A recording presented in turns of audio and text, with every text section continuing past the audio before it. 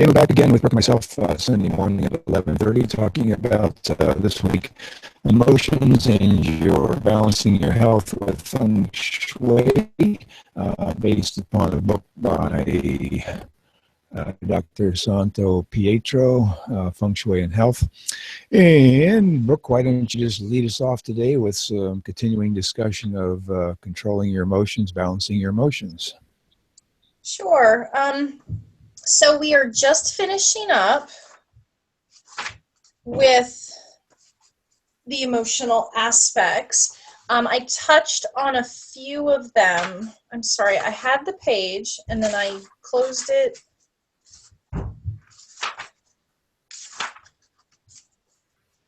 I think it's page 71.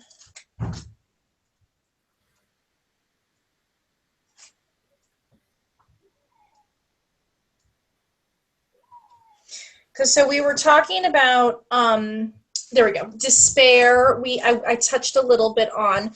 Last week we talked about anger, shame, fear. I touched a little bit on despair, and then we didn't talk at all about betrayal. And I wanted to go through that, and then I'm sorry. Go outside. Go.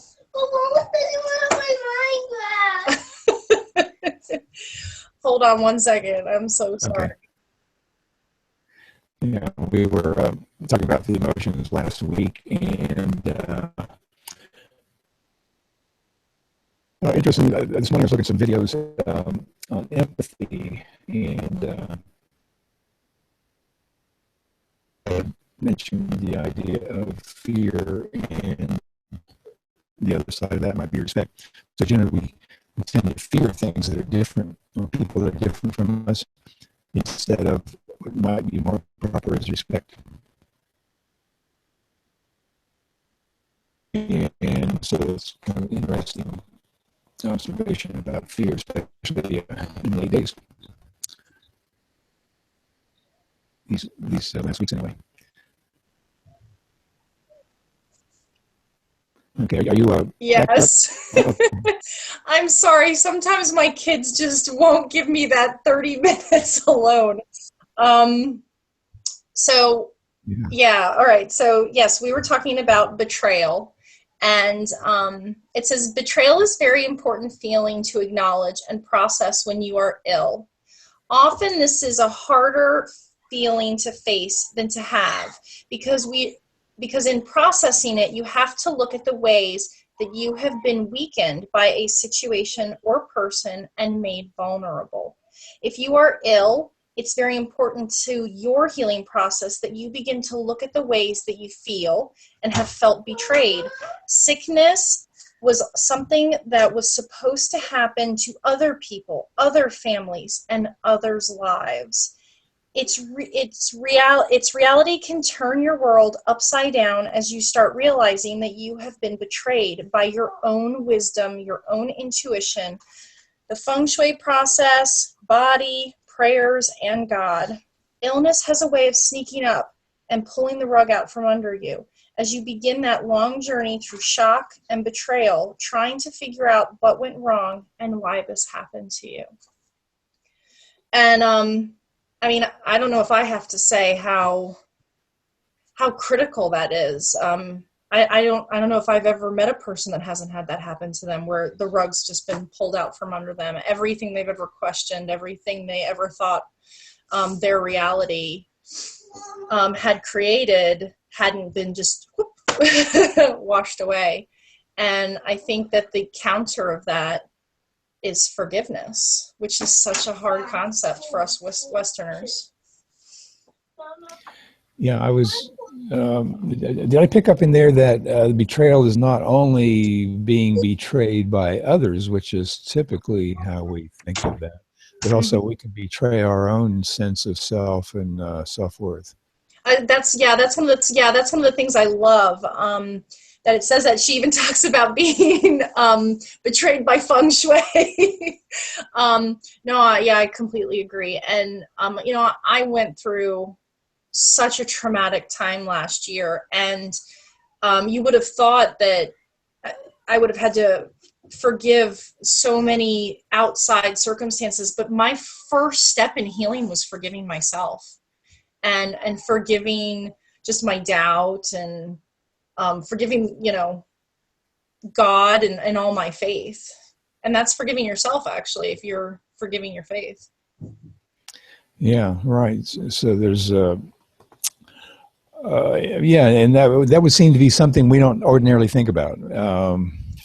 I mean, we might think about, forgiving ourselves and not blaming ourselves and so forth, but the idea of betraying yourself, Mm-hmm.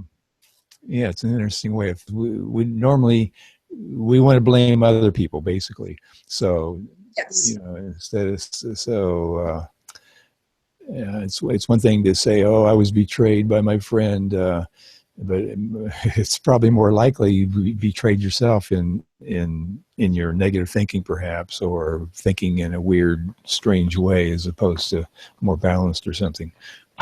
And even if you were thinking clearly and doing what you felt was right, things didn't work out quite the way you thought they would, or maybe things had to happen in that circumstance. Those are such concepts that I think the everyday person doesn't necessarily think about. And you think about how we love to blame other people, and then we have such a difficult time forgiving other people, because I don't even think we necessarily understand what forgiving is, because we don't want to let that person off the hook for hurting us. So I even after forgiving myself, I can't even tell you the process, because it just kind of happens. On being able to turn that around and actually forgiving yourself is a whole different journey all on its own, and much more difficult than even forgiving the person next to you. Yeah, I was watching some videos earlier this morning on compassion and empathy, and one of the speakers brought up the idea of generally we fear people that are different from us or experiences that are different, and instead we might look at respecting others. So instead of saying, "Oh, my friend betrayed me," which may or may not be true, it could be they just have a different viewpoint about a certain topic. So instead of putting a negative spin on it, saying they disrespected you, you could say, well, they just have a different viewpoint, and we're entitled to have our own viewpoints, and as long as it's not hurting me, then all's fine. Absolutely. And so the same thing to yourself. If that happens, you're thinking about your own actions or thoughts. Yeah, we have a hard time with all that. So that's why I kind of wanted to go back and finish that section. And this, so as we were talking about this is all difficult stuff. I mean, you and I have kind of moved forward and we're able to think this way. This is not the average person. So of course, this next paragraph, which is avoidance equals powerlessness, is to me so important, because what do we do when we don't want to face something? What do we do when something's uncomfortable? We avoid it. And she says all these feelings that we talked about, despair, betrayal, anger, fear, shame, will render you powerless if you don't confront them head on. Deep hurts, small lies, and heart-wrenching infidelities have to rise to the surface, for when they do, they represent a significant stage in your spiritual growth and healing process. Many of these feelings are at the core of our diseases and illnesses. We must deal with them if we are to move forward and to higher ground. Allowing them to come up actually shows that you are well into your healing process, and that you are working in a co-creative process with the energetic forces that are assisting you in your healing. Your emotions are going to be the key to your healing process, so welcome them with open arms and congratulate yourself for letting yourself have them, because the amount of emotional distance you keep from your feelings will equal the same distance that you have from your healing. That's that sitting with your emotions. Yeah, we talked about that in prior weeks.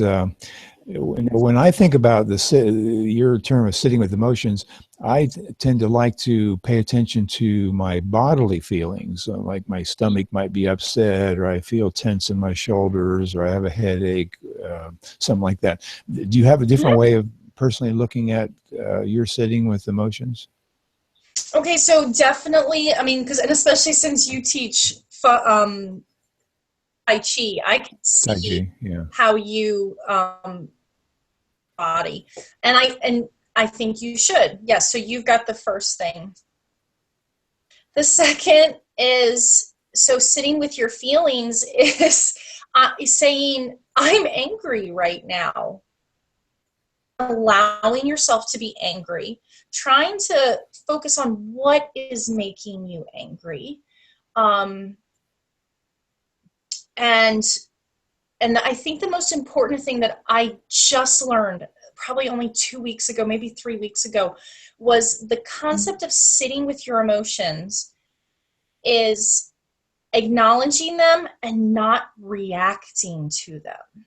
So it's, I'm really angry right now, but I'm not going to do anything about it. And I'm going to figure this out. And then you start working through, what am I angry about? I'm angry about losing control. I'm fearful.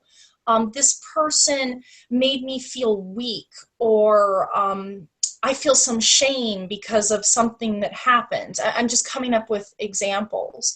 And by acknowledging it, you're already winning over your emotion.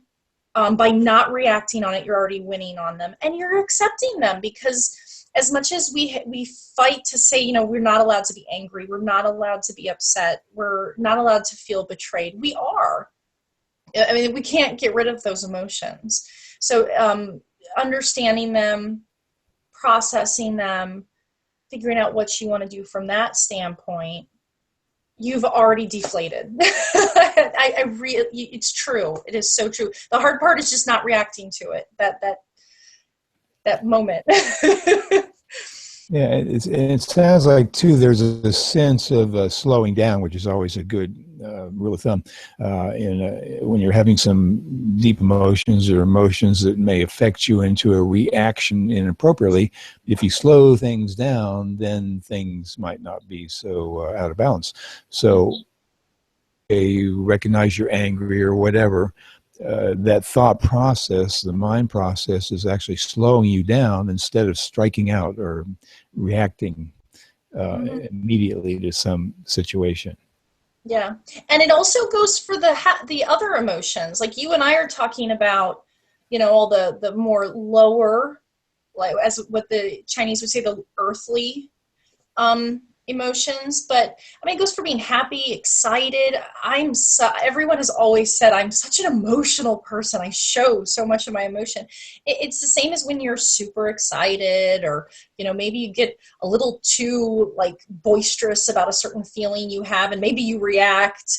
And then of course somebody's shocked by that, and then it ends up kicking back at you. It's all your emotions, even the positive ones we can overdo, and we could always work to sit with them. So Yeah, and I think there's some evidence too that there's a little bit of difference in male and female, how they sit with emotions, for example, because I immediately thought of the physical part of it. And I think generally women might be the more mindfulness, emotional things. So you feel them more than maybe men, because, you know, as little kids we're taught to, you know, kids don't cry, the boys don't cry, and that kind of stuff. So we always tend to go to the physical thing. Oh, you know, I got a headache. Oh, my neck hurts, whatever. When a woman might say, oh man, I'm angry, or I'm sad, or, you know, or whatever. yeah. So there may be a little difference in that, which made me just now think of the ESP thing, of the emotional, physical, spiritual. Could there be a spiritual way of dealing with the emotions or the reactions to emotions? Absolutely. Some of it has to do with, I guess, your belief systems and where your spirituality kind of leads you. You think of things like meditation. I started this meditation process over a year ago, maybe 2 years at this point. And I've learned so much more about meditation. I did not realize. There's so many different forms of guided meditations. So that is one. So when you think of spiritual, you think of things like, instead of, how we were talking about gut feeling, you think of intuition. You think of faith, trust. Spirituality is something that cannot be touched, cannot be explained. So the belief in this energy field that we can't see. She later, actually, that was going to be the next thing I want to start broaching, is she starts talking about the life force of ourselves and the life force of our house.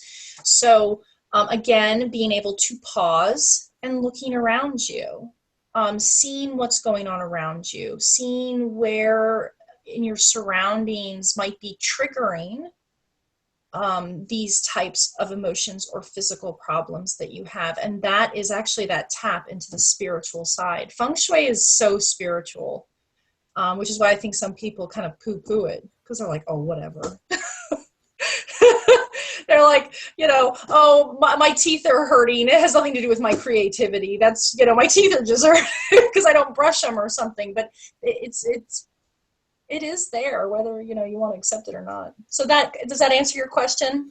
Yeah. So it kind of gives me a thought that perhaps dealing with emotions, you could make use of all three of the aspects, the mind, the physical, and the spiritual, to in whatever part is most applicable to you at the time. Some people might want to go feel more comfortable going the physical route. Some might do the spiritual. Some might do the emotional, mental, or a combination of all of them. So that little ESP that she brings up in her book, emotional, physical, spiritual, seems to kind of ring true in this aspect as well, it seems. Oh yeah, absolutely. And I guess we are all going to go to the first thing. So there's the first, you're going to go to the physical. Obviously, I'm probably going to hit the emotional. Actually, nowadays, I probably hit the spiritual way before I hit the emotional. But the key is you have to hit all three. You must look at all three of them. And it's kind of like a checks and balance system. So by the time you've figure out your physical reasons for whatever emotional issues you're going through, you've touched on your emotional part of it, your mental, like, how am I going to process this? And then you've touched on your spiritual. I promise you, the chances of you reacting on that and not it just kind of, softening out, you probably have 1% that you still need to react to it. And there are times you can react to it, but of course all three of those, will have allowed you to realize, yes, this is where I need to react. Yeah, when you mentioned checks and balances, tell me a little more about that idea, the checks and balances. Okay, so all right, so I'm trying to think of an experience. I'm trying to think of an example.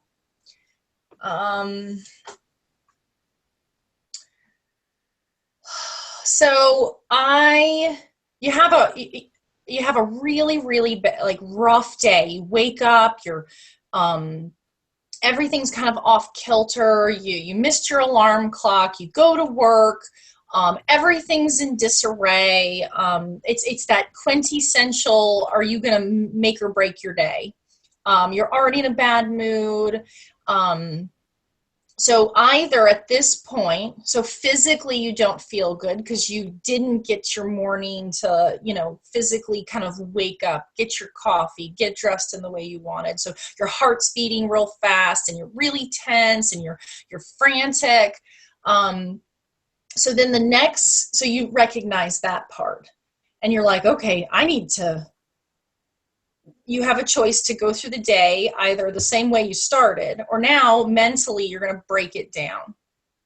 And you're like, I need to settle down. What am I upset about? What do I need to just let go of? Oh, well, okay, this, and oh, I don't need to worry about that. Or it looks like I'm still going to make it to work on time, or even if you don't. So that's the first set, is then you kind of go through, see, now I'm wondering if I made the right example.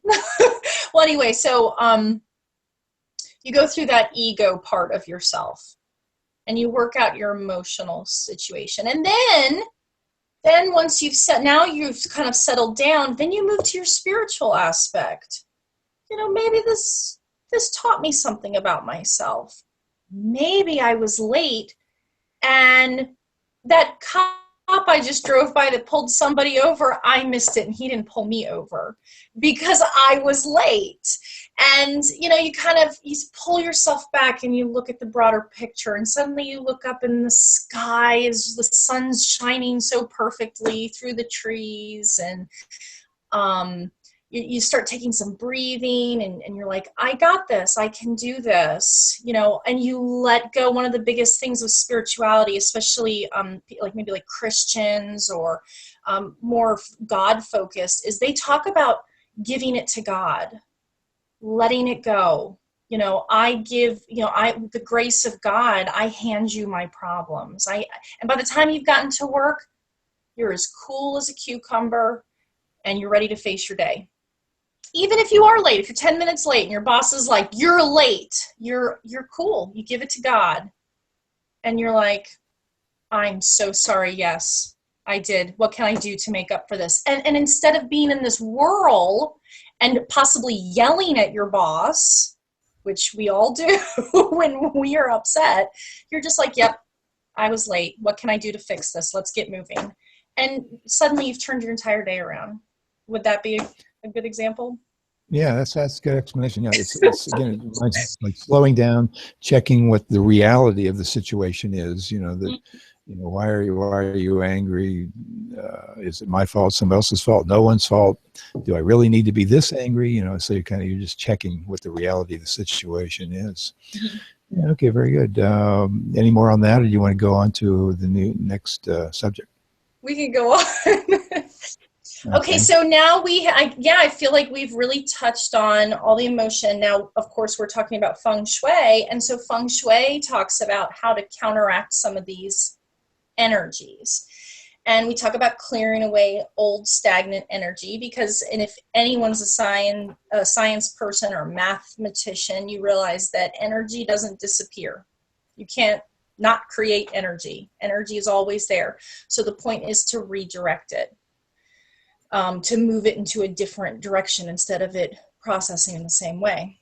So it says the energy contained in your feelings is very powerful, so powerful that they become a contributing component to your ESPs. So, you know, our matrix. I've been hearing this word a lot recently. Like everyone's talking about the matrix. So when they talk about the matrix, they talk about our reality, just like in the movie, The Matrix, you know, what we deem as reality.